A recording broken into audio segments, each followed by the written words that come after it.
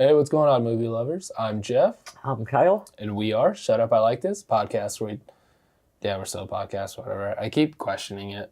It's a podcast. I mean, even though it's just video. I think so. Yeah. Kevin Smith calls his stuff a podcast, and but he still has audio. He's all video. But he has audio. Does he? Yeah. I guess so. And Stitcher and stuff, so whatever, it's fine. We're a podcast still. A podcast where we talk about how much we like movies, and we don't shit on film. We try not to anyway. We actually like movies. It's like a rare thing these days. I think you said it best. I don't know what episode it was, but you talked about it's harder to talk about the shit that you like than it is to just tear stuff apart. Oh, totally, 100%. So it's fun, but it is harder to get across what you like about stuff than occasionally it can be, yeah. But I can't figure out. We didn't do anything different with the set. Why am I sitting in a completely different position? Because I moved the camera. And did you move the camera? I didn't want to get back up. Awesome. I'm okay with it. I feel like you're kind of in the center. For the first time in forever, I'm like looking at the camera. For the first time in forever. This is our singing episode. Nothing's in my way. Or you can delete this out. No, it's fine. I'm okay with you. You don't edit this shit. No. I just cut off the front, the end, and... I mean, there's some stuff, but... mostly the shit that I say, you just cut out. No, mostly like... Because we can only do this 30 minutes at a time, so it's mostly those weird, like, hard edits. Sure. It looks kind of silly. But, all right, so let's get into it. Episode 70. Pretty crazy to think about. Yeah, episode 70. Or 60. I was going to say. 60. I was going to say, I thought you skipped like 10 episodes without me. What's going on? Right? Yeah, because we just did 59. 59. Yeah, I don't know why I got confused. You're getting antsy there, Jeff. I know, I'm excited. Episode 60, talking about Doomsday today, 2008. Before we get into it, I want to mention GearBest.com. Microphones, headsets, electronics. They have, coats. They have everything. Everything you would ever need. So click the link below, help us out. Everything that you buy from our link, helps us out, buys our microphones. And you want to set up your own podcast? You think you can do a better job than us ass clowns? Buy your own podcast. There you go. Put it on YouTube. Fucking YouTube's free. Do it. GearBest.com. And then also, it's been probably about like too long, a year, but we're doing a mystery box. So you can win whatever in here. And we'll announce a winner next week. Kyle, what do they got to do to win this? We are going to ask you fine folks at home to tell us your favorite post-apocalyptic film, because that fits with the theme that we are doing today in Doomsday. Absolutely. There's a lot of good stuff to pick from Fury Road to how... I don't know. How far are we going to let people... Steel Dawn. Yeah. I just mentioned that. It's a goofy movie. Louis Gossett Jr. So I was trying to think of. Cool. Yep. Patrick Swayze and Louis Gossett Jr. So yeah, just comment below, and next week we'll announce a winner. And we can extend this out to like Facebook and all the social media channels. On Facebook, Twitter. You can comment below anywhere. Just comment your favorite post-apocalyptic film, and you'll be in the running to win this next week. I'll be curious if anyone votes for Doomsday. Doomsday. It's close. I actually I forgot how much I like this film. I've never seen this movie. Oh, that's crazy. I had thought that I had. I recognized the cover. I'm like, oh yeah, I think I've seen this before. Nope. If I did, I don't. Well, clearly I didn't remember a thing about it. So this I am counting today, because I watched it before this podcast, as my first viewing for this movie. Crazy. See, I did see it around its release date, because after Descent came out, I was like, oh, that was really good. Same director. Same director. Neil Marshall. And so when he came out with this couple, I was like, oh, dude, I gotta go see Doomsday. And so I think I was still in high school when I saw it the first time, 2010 probably. It was a couple years after. Forgot about it for a while. Came back, rewatched it. It was probably a couple years ago, 2014. Yeah. And so that was more recent. I remembered stuff like the bus and silly stuff, but I forgot a great deal of it again. Yeah. So this was my third time, but a lot that I forgot. This was my first. This was my Doomsday cherry.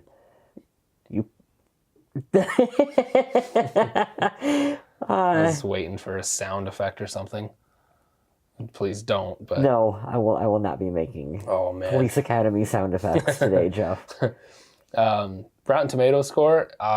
I kind of jumped the gun on this one. I was all excited to talk about Doomsday. We always said we're going to be a little more relaxed. I know. on the rules here. Still.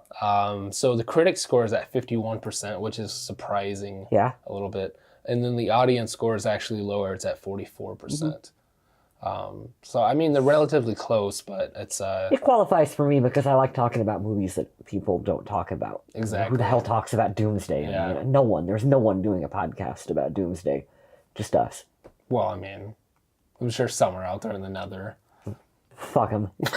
we're better. Okay. What, you don't believe in the show? Before I get into the cast and talk about the director a little bit, is there anything else you wanted to add, like your first experience and stuff? Like, what'd you think of it?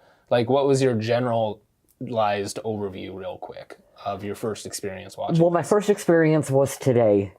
That's crazy. Yeah, watching it, because for whatever reason, I just apparently didn't, even though I remembered the cover, and like I remember, I know that movie, because when you brought it up, I'm like, oh yeah, Doomsday, I remember Doomsday. So I don't know how I remember it without It's one of those that slips through the crack. Yeah. I enjoyed it. Post-apocalyptic, a little bit of Mad Max Fury Road before Fury Road. Yeah. Little weird medieval shit going on in the center of it. It's kind of odd. I liked it. Like, that was one of my notes I wrote down here. We'll get to it. I wrote down that I love when movies are weird just for the sake of being weird. Yeah. And this movie can get away with it because they're walled in for 30 years and there's no fucking food or anything. Exactly, yeah. And so they just get to be odd, and I kind of wish it would have embraced that a little further. We'll get to that in a little bit. But I want to talk more about like the castles and stuff and my take on it. We'll get to there. But, Yep. Yeah. It was... I'm glad this just seemed like, as soon as I picked it, I'm like, oh, this sounds like a Kyle movie. Yeah, it was definitely. Okay, good. I kind of liked it because I didn't really research it or look at anything beforehand. Yeah. I was surprised by some of the cast. Like fucking Bob Hoskins is in it and Michael McDowell. Like, that's cool. Yeah, so let's run through the cast. Malcolm McDowell, excuse me. I said Michael. Yeah. Malcolm. Michael Myers. Yeah. Dr. Loomis from the Halloween reboot with Rob Zombie. Yep. What a great casting. So run through the cast real fast. The lead, the main chick, the main badass, Rona Mitra. Not the girl from Underworld. Right. Well, technically. But she is in an Underworld. Yes. Which is really confusing. Trippy. Exactly. Rona Mitra, Kate Beckinsale are interchangeable. Total lookalikes. And they are, I knew it. I think I mentioned it last week. They are in Underworld Rise of the Lycans together. And, oh man, I think there was some confusion the first time I watched it because I thought it was like I don't even remember her name in the film. But Kate Beckinsale, I thought they were doing like, I don't know. I thought it was like a previous her. I like a younger her, and I was like, this doesn't make any sense. It was really confusing at first, but Rona Mitra, she's good. She holds her own. Yeah. But you put Kate Beckinsale in that role, and it's the same in Doomsday. Totally. Same. They're the same person. But Rona Mitra's done some cool shit. I really like Rona Mitra, and I like it when she is the lead. I think she did a good job. Yeah, I think so too. What else has she been in? I didn't write any of that down. Oh man, she's been in just like a bunch of shit. Yeah, she's done rom-coms, she's done action, she's done everything. Sure. Put me on the spot. Can't think of anything off the top of my head. That's okay. Folks at home have the internet. Yeah. Rona Mitra, good stuff. Yeah. Check out Rona Mitra. Malcolm McDowell, you just mentioned, is the narrator / guy who gets left inside. He's a doctor. Mm-hmm. He kind of becomes the leader after the quarantine. Yes. He is very much the king. The opening narration. which I wrote down. I was like, that sounds like Malcolm McDowell. You texted That is me. Malcolm McDowell. I was like, yes, it is. Holy fuck. Malcolm McDowell is awesome. He is great. I was going to say good. No, he's better than good. He's great. I can't think of a role that I don't like him in. Right. And here's one. Rona Mitra and Kate Beckinsale. Malcolm McDowell and Donald Sutherland. I often interchange. Oh, I can see why. Very similar. Yeah. Very well-mannered older men who are very commanding. Is Donald Sutherland still alive?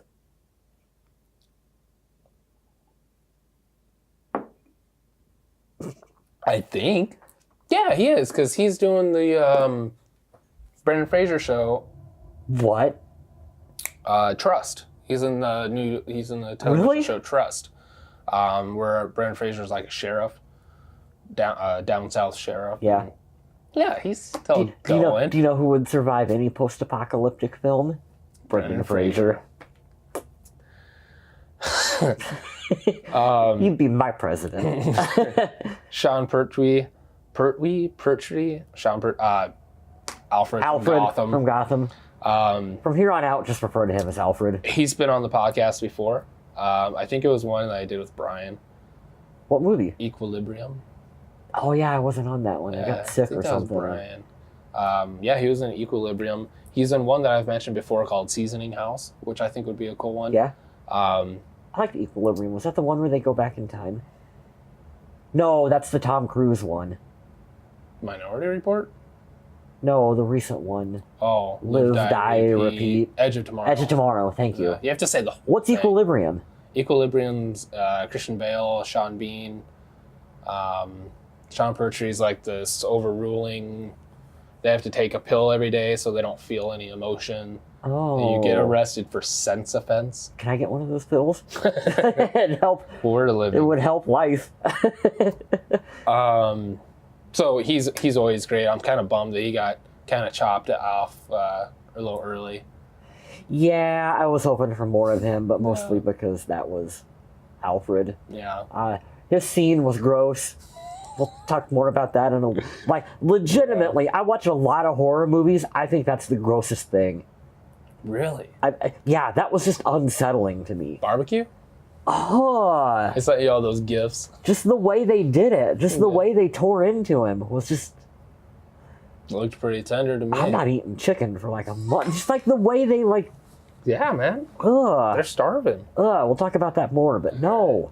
And kind of the last actor that I really want to talk about, I'm a huge, huge fan. He's got to be in my top 10, is Bob Hoskins. Oh, I love Bob Hoskins. Bob Hoskins, of course, Roger Rabbit. Super Mario. Super Mario. He drank his way through that movie. Two films that I really want to talk about with Bob Hoskins. Unleashed with Jet Li. Yes. Fucking phenomenal. Why film. haven't we done Unleashed? Do you want to do that one next? I want to do John Carpenter's The Ward. The Ward. We want to do The Ward. So we'll do The Ward and then Unleashed. Yeah. Oh, we got to do every Jet Li film. We just have to. But he's fantastic in that film. I think that's the first. I had seen the Mario movie as a kid, and I think Unleashed is one of the first ones that I remember hit Bob Hoskins in. Roger Rabbit. Oh yeah, Roger Rabbit too. Yeah. And then the other one is one that not a lot of people have seen. It might have snuck under the radar. Is Snow White and the Huntsman. I always passed on that one because I thought the posters and stuff looked like generic. Yeah. I don't have to see this. I saw it. I've seen it. Yeah. I like it. Bob Hoskins plays one of the dwarfs. He's like the lead dwarf, but he's fantastic. Huh. And he kind of stole the show. I mean, from Kristen Stewart, but he stole the show. Isn't there someone else who's like Thor in that movie or something? Chris Hemsworth is the huntsman. And then Charlize Theron is the evil witch. I showed that one when I worked at the theater. Yeah? I didn't watch it, but... Yeah, that's one that I don't know why I watched it. That doesn't sound like something I would watch. But it looks generic, but didn't they make a sequel? Yeah, they got a sequel. Yeah, so it must have made money. Yeah. Must have done some bank. It's an interesting film. You don't hear about it a lot. It did get a sequel, so somebody's watching it. But I ended up, I don't remember why, but I watched it. And That's decent. Decent film. Decent enough film. And it's got Bob Hoskins. And then the last thing I want, because I love Bob Hoskins, last thing I kind of want to mention is he's not with us anymore. But he was my pick for Penguin. For a Batman villain. That would have been good. I think Bob Hoskins was made to play the Penguin. Right size, right? Right, everything. Yeah. He's got the look, he's got the everything. Especially if we're talking like a Chris Nolan universe style Penguin, when you're going for more of maybe like a mob boss or something. That's in Unleashed. That's exactly how he is. That would have been good. So that's something I've always wanted to talk about is Bob Hoskins as Penguin. But nobody knows who the hell Bob Hoskins is, and now he's not with us, and I think about that late at night, and it makes me sad. He's not a name you hear a lot of, and when I seen him in this movie, I was excited. You get your hopes up. It's like, that's cool. Framing Roger Rabbit, He kind of really only bookended the film. Yeah. You know what I mean? It's like they had him at the beginning and they had him at the end. They probably couldn't afford the full Bob paycheck. I mean, they had Malcolm McDowell and Rona Mitra, and it's a smaller independent film. You see that a lot where they bring in bigger actors and they're only in for a couple days, couple weeks worth of shooting. It's funny because I was just talking about that tonight. I was working and somebody was talking about a film called The Prince with Kirkpatrick or somebody, but it's one of those straight to DVD Bruce Willis films. Oh, okay. And Bruce Willis did between 13 and 15, he had all of them. Yeah. And he's in a bunch of shit. It's stuff like that where it's it's actually about this other guy, John Patrick or whatever, and John Cusack, but they market the shit out of Bruce Willis. And then he's in it, but he's not in it as much as he doesn't get as much screen time. I used to watch everything with Bruce Willis in it, and then I kind of hit a point. Had enough Bruce. I've had enough Bruce. Yeah. And then you hear Kevin Smith talk about how big of a dick he was. No, that's upsetting. I know, because I used to be a really big Bruce Willis fan. I like that movie. And I like Cop Out. I've never seen Cop Out. I probably should. It's silly. It looks funny. I'm a big Kevin Smith fan. I'm sure I'd like it. Yeah. I've seen it a couple of times. Yeah. It's fine. But yeah, that's always a bummer when you hear about actors that are just complete dicks. Absolute asshole when they don't need to be. Yeah, that's always a bummer. Don't even remember where we were. I wanted to talk really quick about the director, Neil Marshall. Okay. You kind of touched upon it. Descent director back in 2005. One of my favorite, more recent horror movies. Absolutely love The Descent. If anyone at home hasn't seen it, check it out. It's got to be on every streaming service. It's a very minimalistic film, really. It works really good. Yeah. Also interesting that he directed 2 episodes of Game of Thrones in 2011, and the middle of this movie is like Game of Thrones. Medieval castle and knights and all that shit. I'm like, oh, that's interesting. And he's also the director of the upcoming 2019 Hellboy film. Yep. Which the trailer dropped for recently, and I think looks amazing. I'm super pumped for it. I am too. Ron Perlman, not so much. He did an interview, and he's still pissed. But he's 80 now, so what's he gonna do? Yeah. David Arbor looks awesome, and he's riding off that high still from the Stranger Things. Yep. So I'm excited for it. And I wrote down a couple other things I wanted to mention about it too. You mentioned Game of Thrones. He also did Black Sails, a couple episodes of that. The short-lived Constantine TV series with Matt Ryan. I like the Falcons perfect. Quarterback, Matt Ryan. I know, right? It's weird. British actor Matt Ryan. Yeah. Was fantastic as Constantine to a T. Cool. I'm kind of bummed that got canceled. But he goes back as early as 1992 with his first short called Brain Death. Mm-hmm. Ooh, that sounds in 1992, and I think we can all agree Descent was kind of his explosion. Breakout film. Yeah. So that's 13 years. Yeah. That's crazy. And then the last thing I wanted to mention about him, after high school, that summer, I got Netflix, and that was like a big thing. And I started, just watching those random films that were on Netflix. There was one I watched with this guy called Michael Fassbender. Okay. Who the hell's that? Who the hell's that? Nobody. Watch that. It's called Centurion. I think I've heard of that. It's like a Roman era epic. Huh. I wouldn't go as far as say epic, I guess, but it's a good film. Sure. And I watched it, I was like, wow, I'm actually kind of surprised. That was a decent film. This Michael Fassbender guy. Neil Marshall was the director of Centurion. Cool. No idea. Completely, when you think about Brain Death and Descent and Doomsday and Hellboy and Constantine, well, then he just had this period piece called Centurion. Huh. It's a decent film. I think James McAvoy might be in it as well. I might have made that up.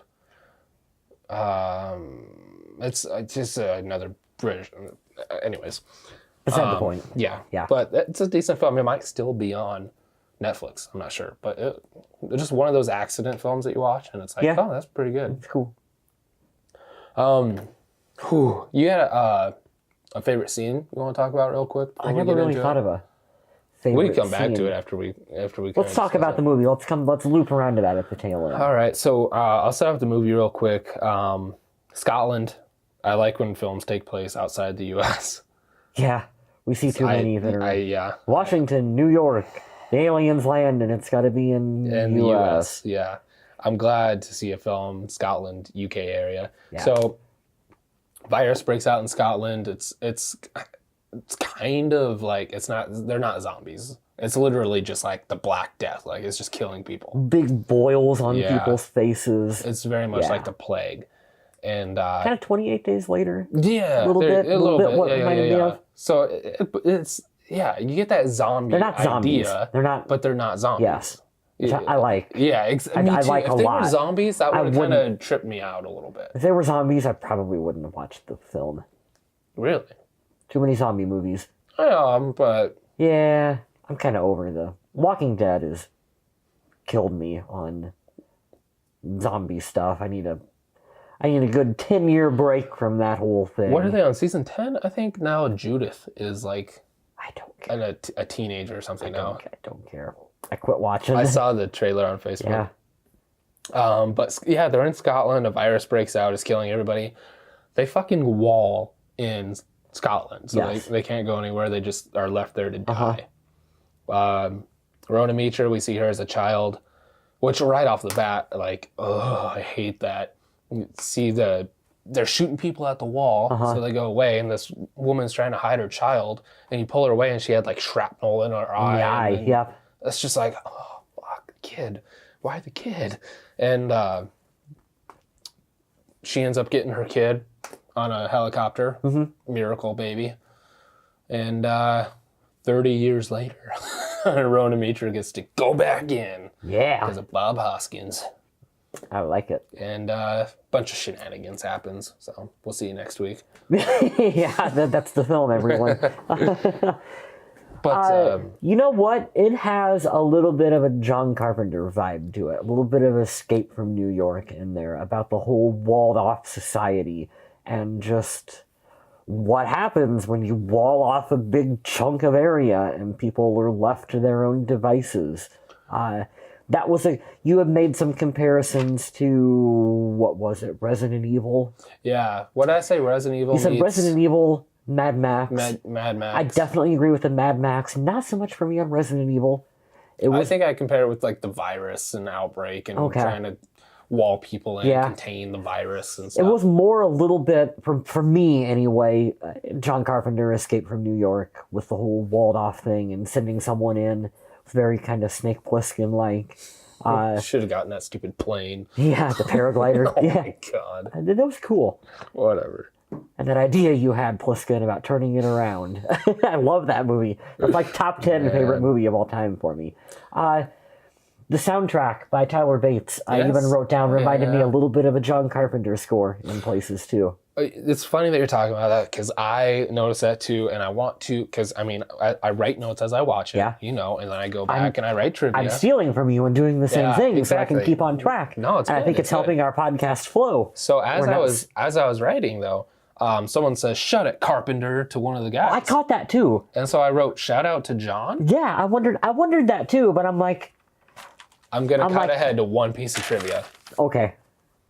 There are two soldiers, one named Miller and one named Carpenter. These are shout outs to George Miller and John Carpenter. They're heavily big influencers of this film with Escape from New York and Mad Max. See, well, the Mad Max thing is pretty obvious. Well, yeah, especially towards the end. Pretty obvious. But the John Carpenter thing I picked up on without knowing in the notes or trivia, whatever. Right. Yeah. Yeah, I picked up, as soon as he said that, I was like, that's cool. Kind of weird. That's cool.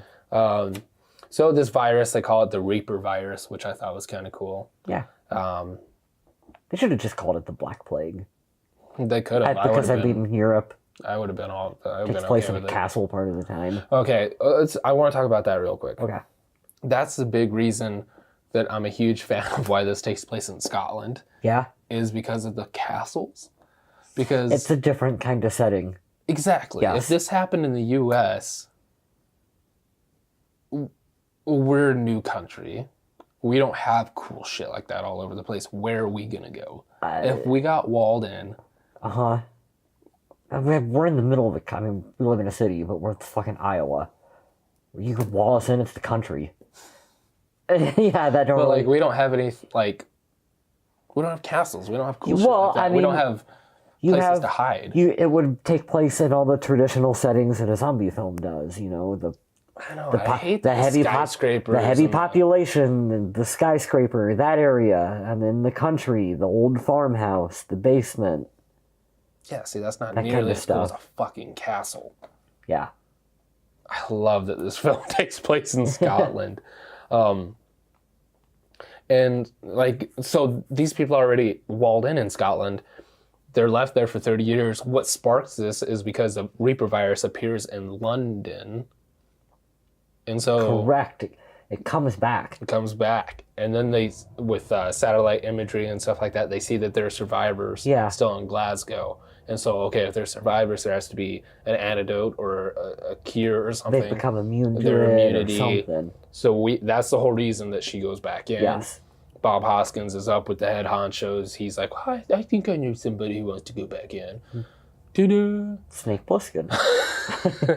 She has an eye patch.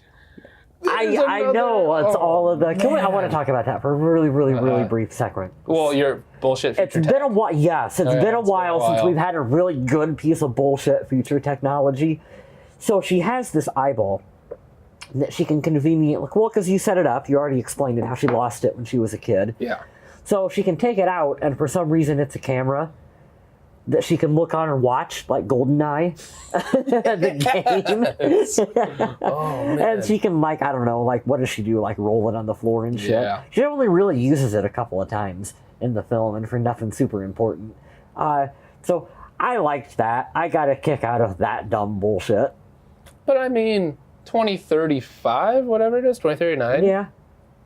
Who's to say that they won't have glass eyeballs that can record video? Could maybe. For sure, I think. Maybe.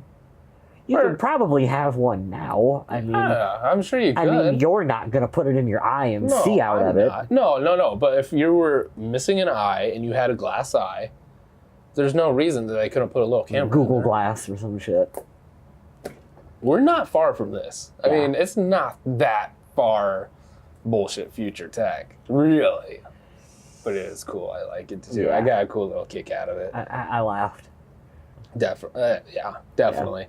So The one guy has her watch and he's fiddling with it on the ground. I like that scene. And then you see he finally gets it behind to her. switch over to the camera. Yeah. And it's like the view from the back of his head. And smack! She's a fucking badass. Yeah, she is. I love her.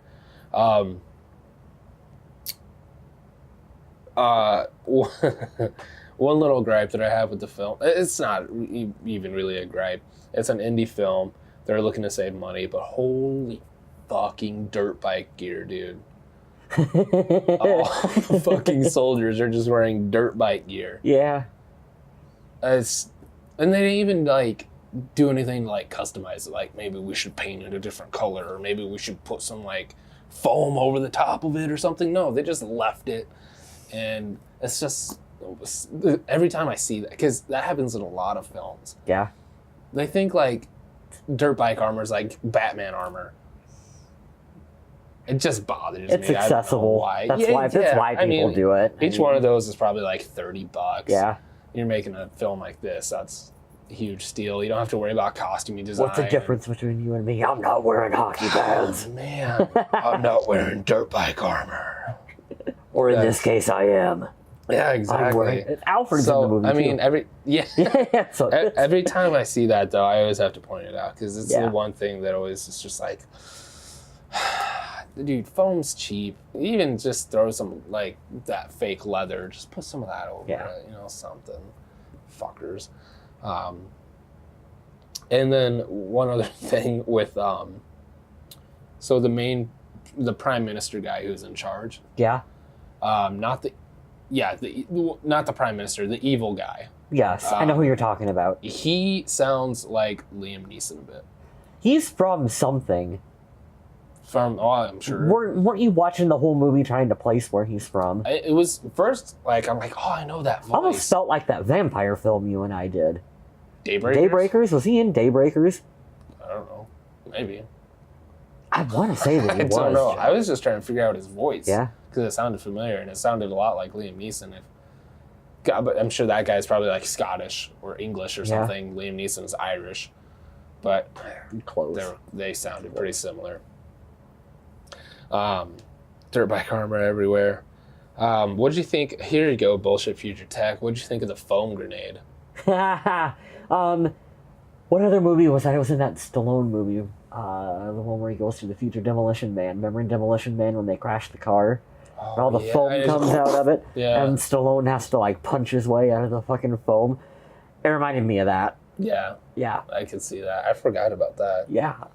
I'm more okay with the stupid foam than I am with the eyeball. Really? I don't know. Really? Don't that seem plausible? The foam? The foam? No, the eye is oh my gosh, the eye definitely seems more plausible, right? I like the foam. Really? Yeah, the eye probably is more plausible, but yeah, I don't know. I was just wondering what I like the foam. that. I like the foam too. The foam it's silly. Yeah. That's kind of Resident Evil-ish though too, isn't it? Especially with the dirt bike gear. Yeah. Because I'm pretty sure that first movie was pretty bad for the dirt bike gear. Yeah. In Resident Evil. Yeah. Pretty sure that first one especially. No, that reminded me of Demolition Man. I forgot to write that down, but I'm glad you brought that up. Demolition Man, foam, freaking, yeah.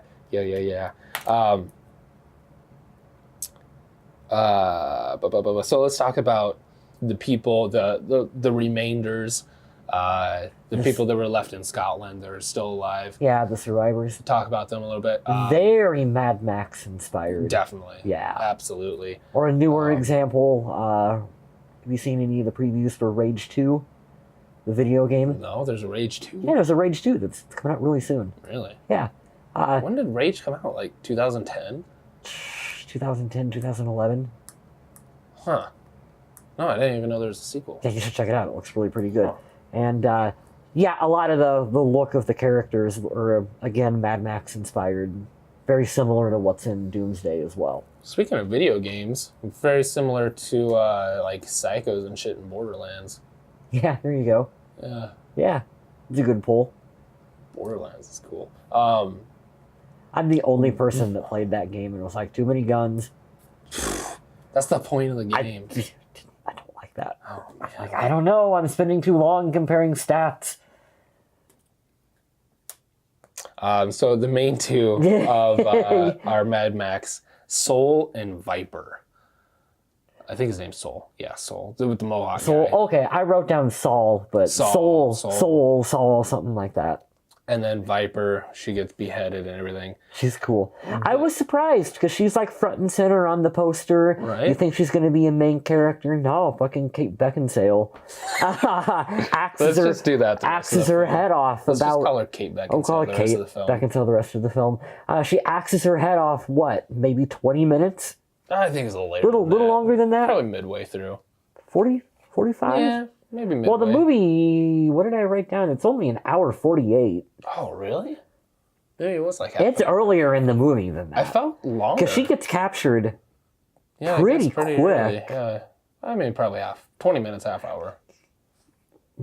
Either way, a lot sooner than what you would think. Like, I thought for sure she's going to be in the bulk of the film because she's in the middle of the poster. Yeah. But I mean, I think she was the most visually because she had the look with the tattoos and the face paint and everything. Definitely. Yeah. I liked Soul. For the longest time, when I was watching this, Soul reminded me of somebody.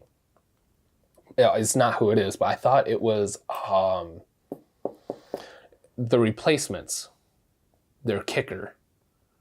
And he was the guy who smoked? Yes. Yeah, he's really good. Fuck, you put me on the spot with that one, Jeff. He was a lizard in the new Amazing Spider-Man. Dr. Connor. What's his name? No, fuck it. Reese Ifans or something? I have to look it up I think that's it. Reese Ifans. I thought that was him. I think you're the first time I watched it. It's not, but I could have fooled me. Yeah, I like that guy a lot. Though whoever played Soul, I should have wrote down his name. Yeah, that guy. Yeah. Yeah. I thought that was him. Right? I can't fucking pronounce his name. I think it's Reese Effens or something. Yeah. Yeah, I thought. Oh man, the kicker from The Replacements. Yes, that's how I will always know him too. I'm glad you said that. I love that movie. But I thought he fucking carried that role so well. I really like whoever that actor was. Yeah. Oh, where's it at? He's probably like known for this. I thought that was. Yeah. Somebody at first. I don't know. This is a tough cast too. And it's in like order of appearance too. John, blah blah blah, Norton. We're just now getting to Alfred. There you go. Craig Conway is Soul. What is he in? Because I wondered that too. He looks very. He's known for this. Oh, he was the creepy crawler in Descent. Who would have known that he could act? I mean, he was acting in that, but play a role like bunch of shit you've never heard of that's probably good. Yeah, makes me want to watch some stuff.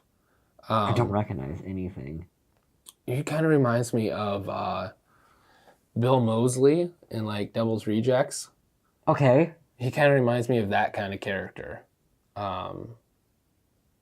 You could put Bill Moseley as Soul, and it would have been pretty similar. Oh, she's a stunt lady. Viper's a stunt girl. Oh, cool. Well, that makes sense. Oh, look, Resident Evil. She's a stunt performer. She's in Avengers, Chappie. I thought I saw District 9 on here, too. Yeah, District 9 stunt performer. Yeah. Fight choreographer in a couple films. I think she's South African. The Breed. Oh, I have The Breed at home. I don't know if I've ever watched it, but I have it. Double. Oops. Yeah, she's... This is the boring part of the show where we just get sidetracked by IMDb. No one at home cares but us. That's a big thing, though, because like Chappie and District 9 and everything, those are South African films. And this, a lot of the extras, because a lot of the scenes that they did, the Mad Max style stuff, was in South Africa. Cool. So they used those actors, so I bet she's in Seoul, maybe not Seoul, but she's definitely, I bet she's South African. That's cool. A lot of those actors and extras and stuff were from South Africa. What were you going to say? I don't remember. Oh, I thought I cut you off. You probably did, but I don't remember, so it's not important. There was a bunch of creepy shit that, I mean, we could talk about them burning Alfred and shit, eating them. Oh my God. So I wrote down, we keep comparing this movie to every other movie, but it's a good way to explain it. Well, the hordes of bad guys reminded me of the Crazies. Oh, okay. Remember the movie The Crazies? Yeah. With took place here in Iowa too. With yeah. I think it was filmed here in Iowa too. Yeah. Who's the guy? Fuck, I don't remember. Don't put me on. I'm not pulling IMDb back up. I don't remember. But it reminded me a little bit of that. Just kind of the way they all grouped together and were like rampaging around. You're really thinking hard on this. No, one, I'm listening. Yeah, they grouped around him. Like the Crazies and stuff. The Crazies, yeah. Oh man, I can picture his face. But it's funny because I just recently I finished watching Deadwood, and he's fantastic in that film. I want to watch Justified with him. Just give me the first Timothy letter. Oliphant. No, damn it. You know what sucks? I am usually so good with trivia and names and stuff until you turn that fucking camera on. And then I can't even remember how to pull Rotten Tomatoes up on my phone. I'm like, how do I work my phone? Oh man. No, the camera definitely does something. It fucks me up. Something about the lights. I don't know. I just need to names. We just need to hey Google. We just need to do that shit. So we've been talking about a little bit, do you have a favorite scene?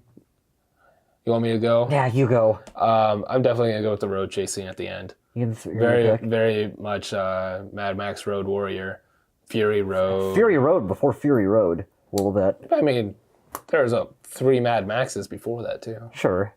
And their whole before Alfred gets burned, that's very Thunderdome-y. Yeah. I got Thunderdome vibe a lot. Thunderdome-y. Welcome to the Thunderdome. It's a new flavor of ice cream. Thunderdome-y. Baskin Robbins. It's a little Thunderdome-y. But yeah, I ordered the steak. It's just a little Thunderdome-y. Can you recook it for me? Bitch. But no, that end scene where they find, this is the part where I got a little confused because they find the car in that old Fallout shelter. Oh yeah. And Malcolm McDowell's daughter asks, "What does it do?" Yeah. Okay, so they've been in there 30 years. I get that. So she's is she in her 20s then? Was she born behind the wall? Probably. You think she was born behind the wall? That's what I would Because she doesn't know what the fuck a car is. There has to have been people within that time frame that were born behind the wall. And then also, remember, they were living in a medieval castle with horses and all that other stuff too. So... But I mean, there's no cars. She looked the same age as Kate Beckinsale. Yeah, I think you're supposed to infer that she's younger. Or she was a kid, a young child when this happened. Kid. Yeah, but they didn't. I don't know. They didn't touch. And her brother, is Soul. Yeah. So, I guess how I read into it is more as if they were living in medieval times. Right. Is how he had set it up, and they've been living that way for a while now. Okay, so the other thing, though, too, is Malcolm McDowell was a scientist. He gave up as soon as the walls went up and all that stuff. He's the leader behind the wall. Him and Saul have this falling out, and Malcolm McDowell goes to the castle, and Saul's running Mad Max everywhere. Which was cool. Well, yeah, it's cool. I liked him a lot. Yeah, I know, he's great. Yeah. But it's just, I wanted to understand how long did Malcolm McDowell lead the entire thing before there was this falling out, and how long has he been in the castle? How long has Soul and his sister not really seen each other? I don't know. I know it doesn't matter. But I was just kind of curious. Yeah, it'd be interesting to know what the timeline is. Yeah, definitely want to know a little bit more about the timeline. Do you think they should have bumped it up? Should it have been longer than 30 years that they were walled in? Would that help you? Would that help, just as an audience, it be more believable for them to be like, what's a car? Sure. If it was 50 years? I mean, sure, but then... Kate Beckinsale would have to be 55. Yeah. And just... Oh, yeah. That would throw that off. Because I mean, when they first she would probably be what? How old do you think she was at the beginning of the film? 5, 6. And it's been 28 years, so she was 33. Yeah, you're inferring that she's in her mid-30s. Right. Yeah, so it works. It's one of those things I try not to think too hard about. I know. I was curious. You gotta have some suspension in disbelief. I was just wondering if I missed something or if it mattered at all. Yeah, because the opening happened in 2008, and now is 2035. So about 28 years. But something else I noticed while I was watching this doesn't really pertain to the movie, but more of a Rona Mitra thing, Kate Beckinsale thing. Yeah. Both of them together. Celine, her name's Celine. Kate Beckinsale, Celine in Underworld. Eden in the film. Rona Mitra. Yeah. It's not Eden, is it? She has a real name is Eden. Is it Eden? Eden in the film, yeah. Oh. Eden? Okay. What'd they keep calling her throughout? Oh. Her last name, whatever it was. I just watched it. What the fuck was her name? I don't know. But something that Rona Mitra, Kate Beckinsale, I loved the new Alicia Vikander Tomb Raider. I haven't seen it yet. Is her neck weird? Or is that just the poster? It's a good film. Yeah. But something I couldn't help but Is that out yet on like DVD? Yeah, I have it. Yeah? Yep. I'll have to borrow it from you. I want to watch it. But Rona Mitra, Kate Beckinsale, 2008.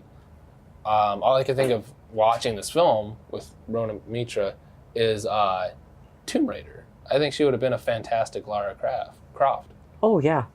I think I can see that. She had the perfect look. She's, I don't know if she's British, but she's UK somewhere, I think. Yeah.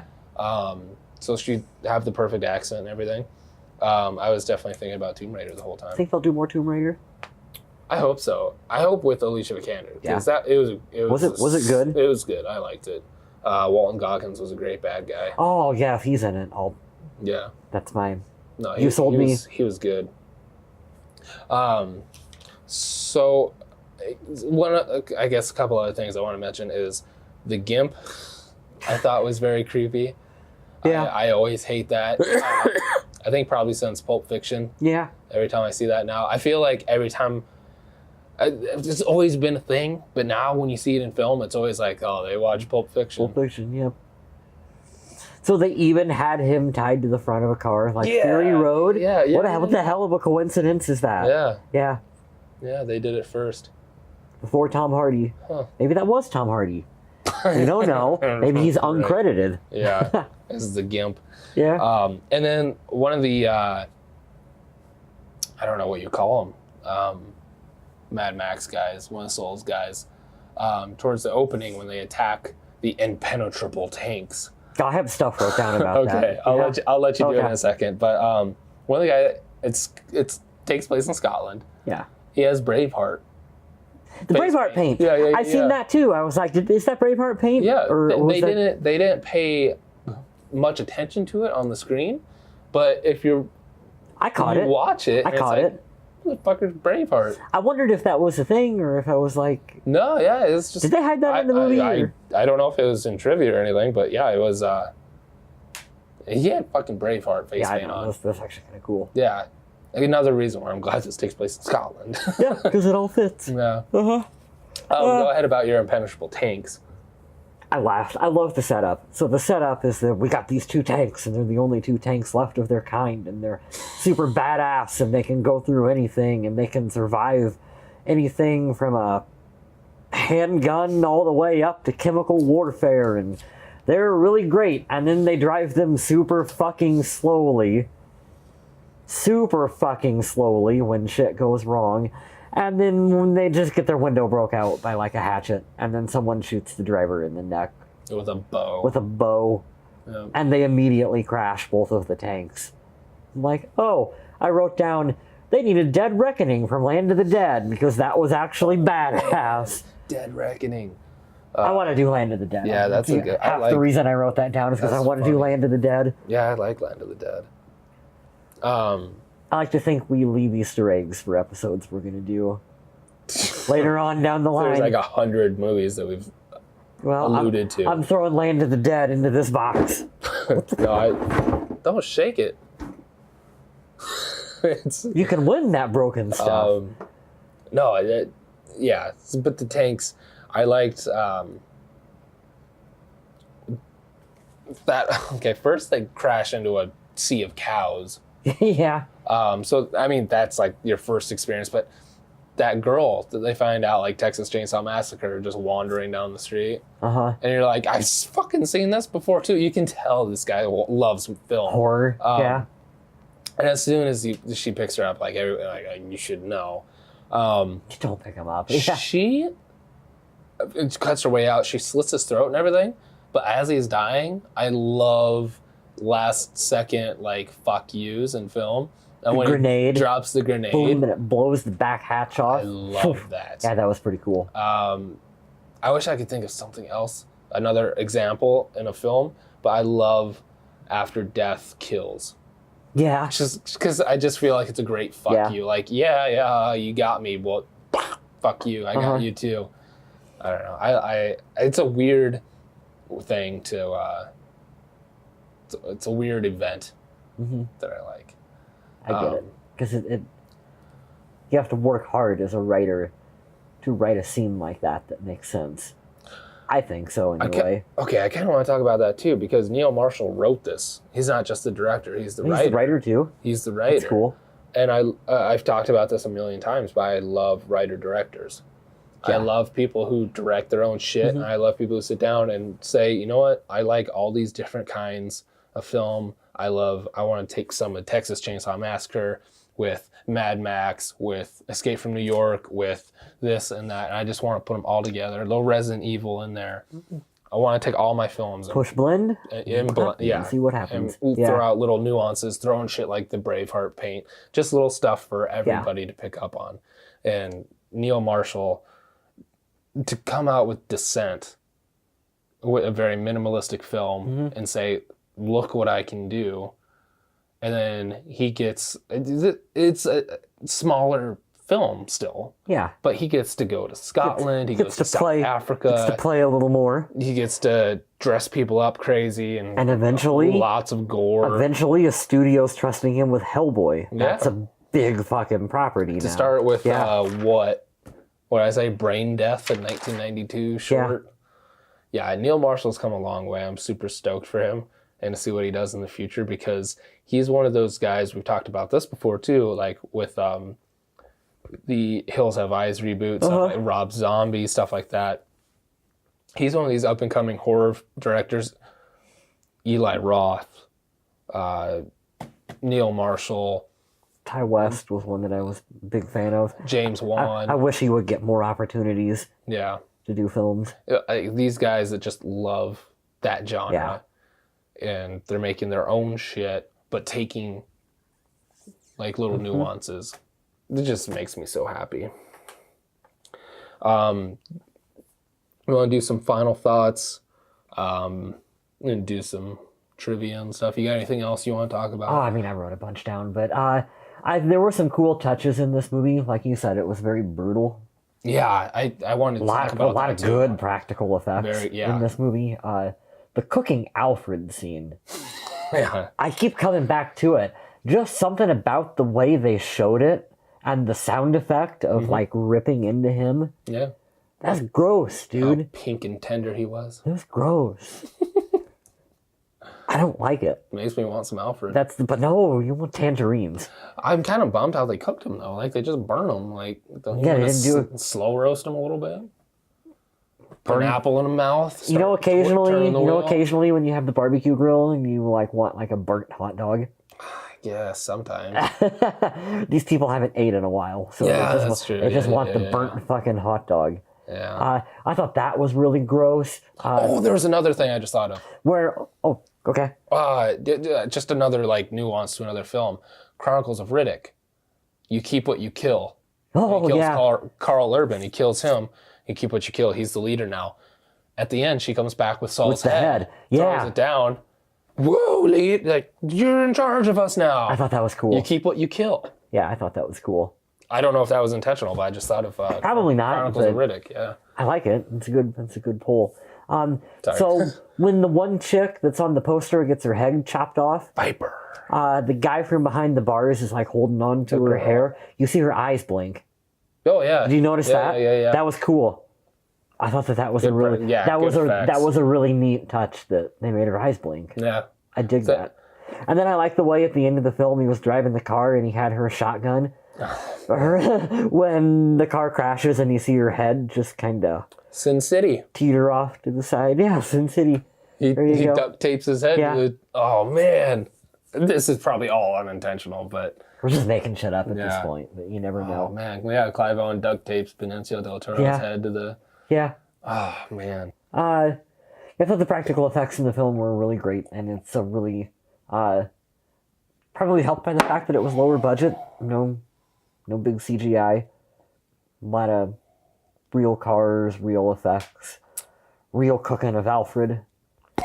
Probably. Sean Pertwee died during this film. Yes, he died for your entertainment purposes. Are you not entertained? I was entertained by this film.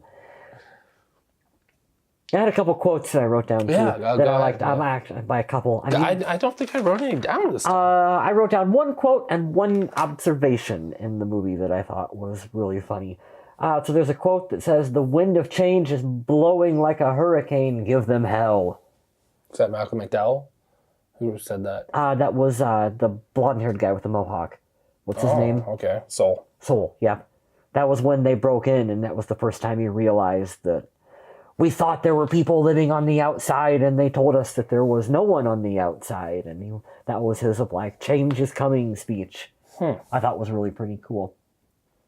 And then this was written on the bus at the end of the movie, the Mad Max looking fucking bus where they're throwing the shit out that she drives her car through. Oh, yeah. So there's a sign on the front of the bus that's wrote in paint that says "out of fucking service." I really like that. I like dumb little touches like that, so I thought that was cool. That was underneath the driver's window. I didn't know. Like a little wood sign with hand painting and wrote in white paint. Yeah. That's funny. Yeah. I like that. I like to look for little detail. Yeah. Little who was having fun as the set designer on that day. That person was. So do you close up with some final thoughts? What you thought? Just overview again. It was my first time watching it, so I really didn't have any preconceived thoughts or rose-colored glasses to look at it with or whatever. Yeah. I liked the movie. It was a good movie. If you like post-apocalyptic kind of stuff, little Fury Road, little Mad Max inspired, little John Carpenter flavor. Everything, yeah. Flavor tossed in there as well too. For me personally, I kind of disagree with you. I didn't like the switch where it went to the medieval stuff in the middle of the movie. That's just my personal opinion. I thought that you're on board for this kind of Mad Max thing, and then it stops, and it's another thing.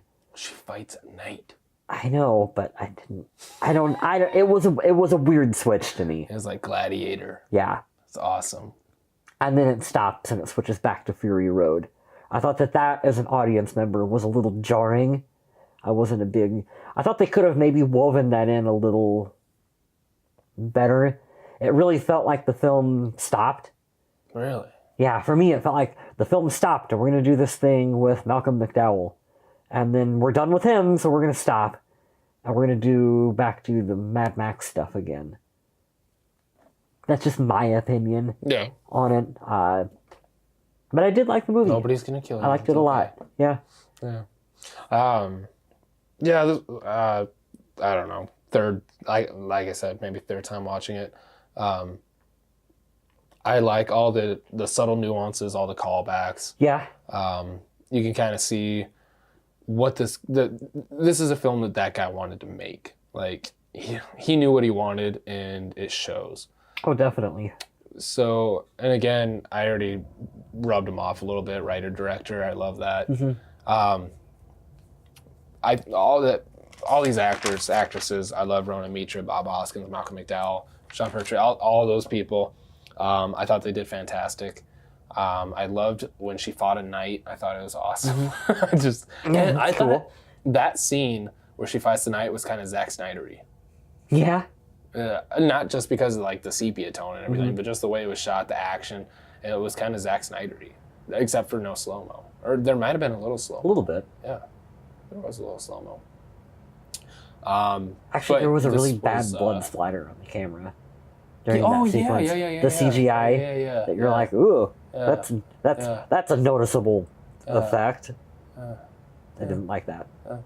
And then something that we didn't mention in the very beginning, when she's on some mission on a boat or whatever. Her partner, just like his entire face gets shot off. Oh yeah, that was brutal. That sets you up for like all the gore and the rabbit blood and everything. The rabbit that explodes. The rabbit. Yeah. Doof doof doof doof. Like the whole half of him is just all of it. Yeah, I forgot about the rabbit. Yeah, there's a lot of good effects and everything, and lots of I'm blood, assuming we lots of both gore. watched the unrated cut. Yeah. Yeah. Yep. Definitely. What would the rated cut be like? Probably not as much as Just the get rid of gore. the gore, Yeah. They don't hold on it as long, probably. Yeah, that's stupid. Yeah. So I've got a little bit of trivia. I don't have a lot. There honestly wasn't a lot of trivia for this film. I mentioned the two soldiers named Miller and Carpenter, callbacks to George Miller, John Carpenter. Alexander Siddig, the British Prime Minister that blows his brains out because Bob Hoskins shoots the guy and his infected blood gets through into his mouth, and they're like, get away. He goes in this office, shoots himself. That's actually Malcolm McDowell's nephew in real life. Oh, I didn't know that. Just a cool little That's nugget. cool. Heavily influenced by Escape from New York, blah, blah, blah. We talked about that. The car at the end. There was no endorsements. They actually bought 3 of those cars. Oh, cool. It was like $150,000 or something. Cool. So that was like a huge bulk of the budget. They very surprised because this film does a lot of practical effects. They were beating the shit out of those cars. One accidentally fell off into a gorge, so that one doesn't count. But the one that they crashed through the bus, they were slamming shit into it. At the end, all they had to do was replace the bodywork. Yeah, the frame, the engine, everything was still intact. That's cool. They couldn't believe like how well made it was. It just lasted for everything. There was something else that I didn't write down because I'm like, oh, I won't forget that. No, I forgot. So yeah. But there wasn't much trivia. A lot of it was just mostly about like we probably picked up on more trivia. What kind of model guns they're using? It's trivia. I don't care. Yeah. But the car thing was super cool, especially because they weren't even endorsed. They just bought them. That's neat. You got anything else you want to have before we get out of here? Next week we are doing. Yeah, what were we doing? We just said at the beginning of the episode. The Ward. Are we doing that one first? Yep. Okay. We'll do that and then Unleashed. Yeah, that sounds like a good. I'm fucking good psyched couple. for You've never Unleashed. seen The Ward? Nope. Have you? Cool. Never seen The Ward. I like when we can do that. Yeah. I'm excited. Are you a John Carpenter fan? Oh yeah. I mean, obviously. Duh. What's your favorite John Carpenter film? That's tough. Escape from New York or The Thing. One of those two. I was gonna say. Depends on what mood I'm in. Because you can kind of, for me anyway, I can kind of rotate them a little bit. Definitely. I would say The Thing. My favorite. Yeah. Love that film. I'd probably go Escape from New York. Kurt Russell's a badass. Escape from L.A. Escape from LA is dumb, but I like it. I've watched it numerous times. It's stupid as shit. That's the one they always play on TV. Yeah. They always play Escape from L.A. Bruce Campbell is the plastic surgeon. Yeah. God. Who's Peter Fonda. Yeah, Peter Fonda. Steve Buscemi is in that. Buscemi, that's what I was trying to think of. Yeah, Buscemi. That's a goofy one. Yeah, that's a goofy fucking movie. Don't they kill like all of electricity at the end of the movie or something stupid like that? I don't remember. I think he does. Like, he has a dumb little device It just kills it all. that he hits, and he's like, no more power. Boom. Anyways.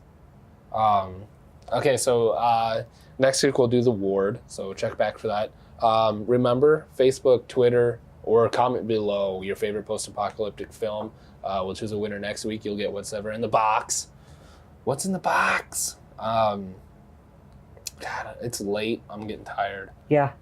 This was late night episode for us. So hope it's up to par. Looking forward to next week. Gearbest.com. Check out the link below. Help us out. Get stuff for your podcast or video show or printer or whatever you need. It's all there. Yeah. Like, comment, do all that stuff. Facebook, Twitter, PantheonNetwork.com. Shut up! I like this Indie Gamer magazine. Soon yours. Weren't you doing something cool? Needing to do that. I seen you did a post on social media. Digital subscriptions. Oh yeah, prices went down. Yeah. New subscriptions. New issues out. Issue number 6. It's been half a year already. Yeah. Yeah. Cool. All right. So we'll see you guys next week. Hope you guys enjoyed. Sorry about the late night antics. I'm very tired right now, actually. It just hit me like a brick wall. Yeah. I was so excited to talk about Doomsday, and throughout it, I'm just like, ugh. Yeah, I'm ready to go to bed. Yep. So, yeah. Thank you guys for watching, and we'll see you next week from the Pantheon Network Studios. This has been Shut Up, I Like This.